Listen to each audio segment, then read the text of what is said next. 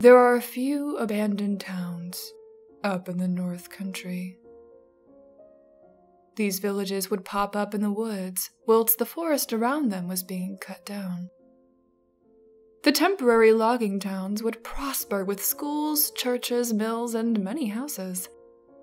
However, their lifespan was dependent upon the trees around them, and once those were gone, the townsfolk were also gone. But there are still remnants. Not ones that are easy to visit, but hidden away in the forest, decrepit with time and nature. They take forever to get to, and when you do get there, there is little to look at.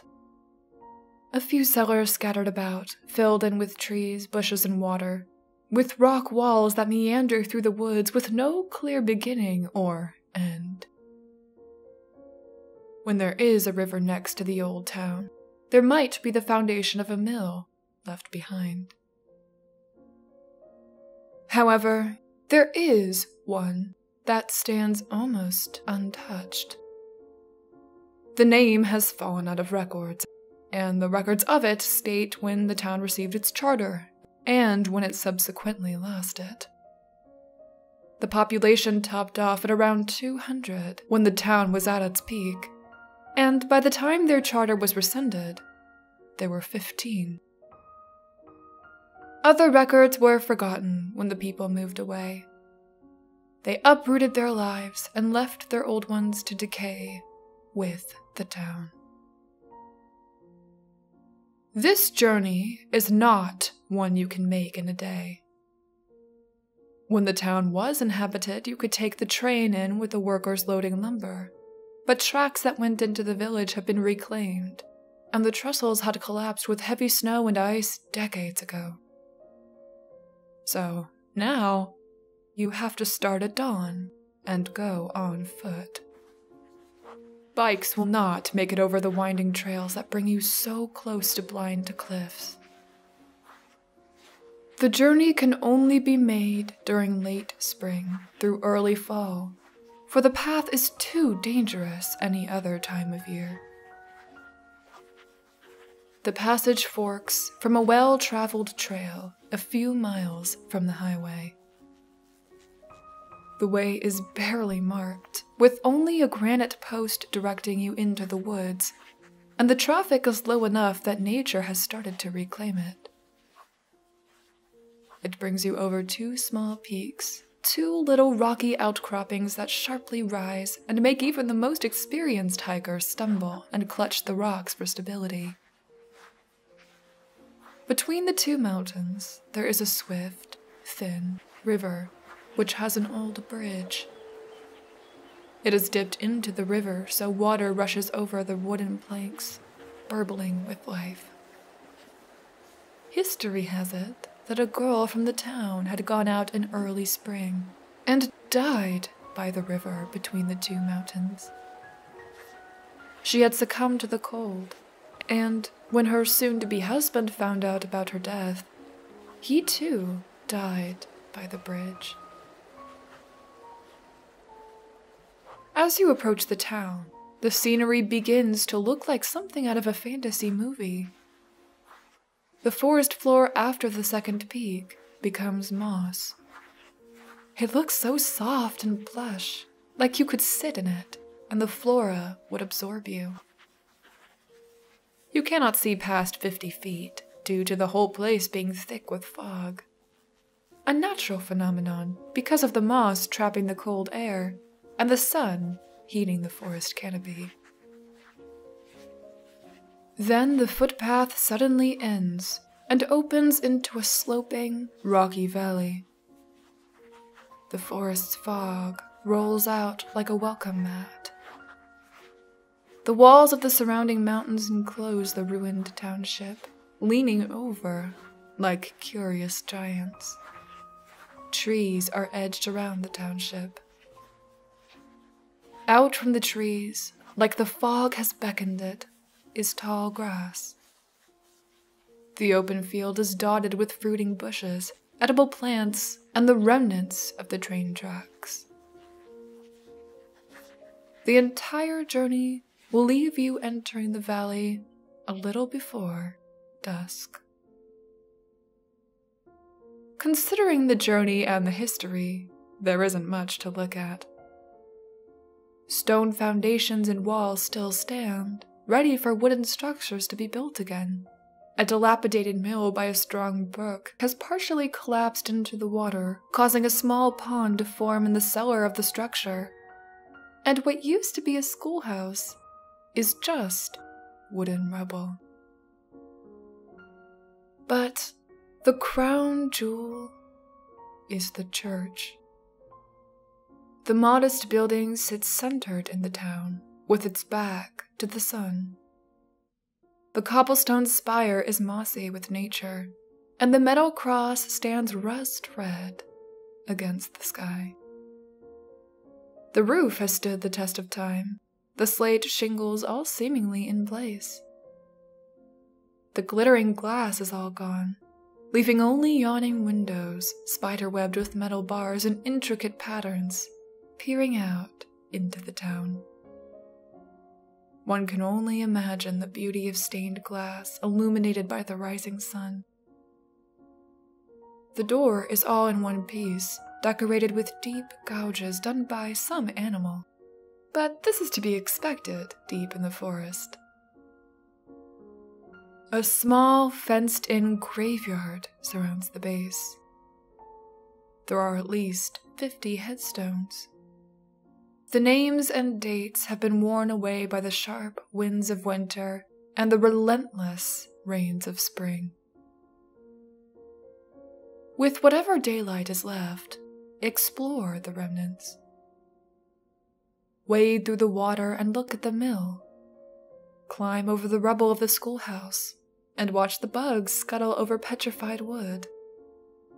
Step down into the cellars of the old houses and wonder what kind of family lived there. For when night falls, you should find cover. Do not try to make the journey home. You will not make it. Do not stay out in the open. The church is the only building that is safe to enter. The church is where you should spend the night. The heavy wooden doors are a pain to open, but they are secure. They will keep out whatever is so desperately trying to claw its way in. The inside is remarkably clean and open. The old pews are pressed against the walls near the windows, and the altar rises from the stone floor. The stone lectern has dust prints of a large book, but if you look around, you won't find one anywhere. The entire church is empty of religious artifacts, except for the cross on the spire outside. By the door, there is a pile of wood and a hatchet. Someone has clearly chopped and stacked the wood lovingly and left it for whoever comes after them. Same goes for the handmade fire pit in the middle of the floor, the old ash and soot carefully cleaned to the edges. Near the fire pit is a metal box. There is no lock on it. If you open it, there are notes from other people who have visited. Most of the papers say the name and the date of when they stayed. The dates seemingly cluster around certain years and then dwindle off until the next bout of visitors come in the following years. You can light a fire in the fire pit. The nights are dark and cold, no matter what time of year it is. You don't have to worry about the smoke. It'll curl through the air before leaving through the high window facing the moon, due to crosswinds. As the night progresses, try to get some sleep. It'll be a long hike back in the morning. No one has stayed 2 days, and no one has visited twice. Depending on the season you visit in, you'll hear an abundance of wildlife outside. Disregard the small thumps on the side of the building. They're just the bats and the flying squirrels landing. And ignore whatever is clawing at the door. It will try to get you to open the door. It will whisper your name through each window, but with no human cadence. There will be no rhythm to how it says your name. It will grind it out like language that is not natural to it. It will start gibbering and half-pounding and clawing on the outside wall. It will sound like a fox and a woman screaming together. It will screech and keen. It will circle the church again and again, occasionally moving away to the edge of town to wail and sob. You might see a thin figure with its head bowed. It will start to do this jittery movement and heave with no noise. You will never see its face. At this time, you will only smell blood, thick in the air, so meaty and raw that you might vomit. Resist this urge. By God, resist this urge. Just try to get some sleep. Ignore it. There is nothing you can do besides not let it in.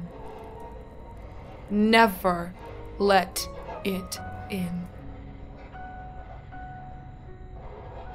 When the sun starts to rise, the noises will subside, the forest returning to its quiet peace. The field and surrounding woods will be free of fog, the early sun not strong enough to elicit the phenomenon. Clean out the fire pit. Carefully brush ash and burnt wood aside to add to the stone wall. Make it look like you never stayed the night, and do not leave anything of yours behind, not even a note. The metal box already knows your name, and if you try to open it, the metal will not budge. This is one of the prices you pay for visiting. When you finally open the heavy wooden door, new marks will decorate the oak, but they will look like they've always been there. The graveyard will be upturned, the hollowed ground desecrated with holes and mangled, furry corpses. Do your best to bury these creatures in the holes. They, too, deserve a peaceful rest. Go to the edge of town and find a sickly and thin tree. Cut this one down with the hatchet from the church. Its suffering will help others make it through the night. Stack the wood lovingly and do not take the hatchet. Do not take anything from the town. Not even a picture. Give thanks to whatever god you worship, and if you don't have one, pick a god and pray, for the one that was worshipped there is long gone. It left with the people, and something new now holds the ground as its own sanctified land. Do not thank this new god. It does not care for anyone, especially itself. Take your leave over the peaks and the river. Say thank you to each mountain you pass, and at the bridge, grieve for the woman and her lover. They will make sure that nothing is following you home anymore. When you return to the main trail, the path you came from will be filled in with the saplings and bushes, and the granite post will have fallen over. The trail will look like it was never there. The town does not want any more visitors at this time. Painstakingly hike to your car, and at this time, do not talk to anyone. Do not try to talk to anyone. Their eyes will look past you, and the repercussions are far worse than what knowledge you stand to gain. When you get back to your car, drive home. The radio will not work. Only once you exit the national forest will it buzz back to life. Keep your eyes on the road. Things will move in your peripherals, but pay them no mind. They mean no harm. At home, methodically wash away your journey. Clean your gear respectfully and deftly put it away, giving thanks the entire time. Take care of yourself. Rinse away the forest and consume something that has not been in the town. Call someone you love and tell them that. Life is temporary, and what you feel matters. Finally, tell no one of your trip. If they ask, say the landscape was breathtaking. Tell them that the sunrise makes you feel invincible and that the wildlife is feral. And if they ask where you went, just say the White Mountains.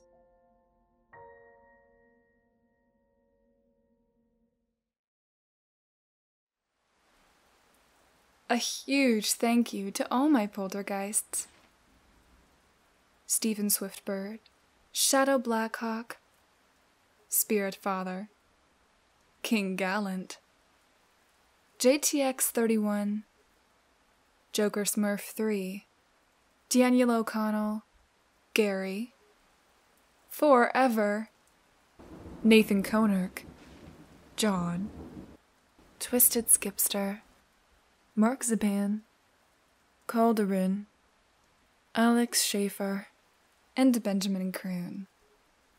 Your donations are much appreciated, so thank you from the bottom of my heart.